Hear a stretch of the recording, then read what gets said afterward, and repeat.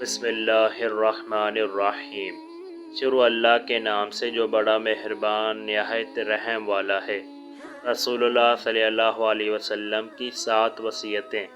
سیدنا ابو ذر غفاری رضا فرماتے ہیں کہ میرے خلیل صلی اللہ علیہ وسلم نے مجھے 7 چیزوں کا حکم دیا۔ نمبر 1، مساکین سے محبت کرنا۔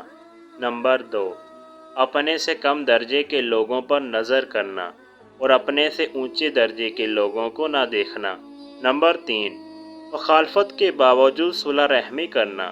نمبر 4، کسی سے کسی چیز کا سوال نہ کرو۔ نمبر 5، حق بات کہنا اگر وہ کڑوی ہی ہو۔ نمبر 6، اللہ کے بارے میں کسی ملامت کرنے والے کی ملامت کی پرواہ نہ کرنا۔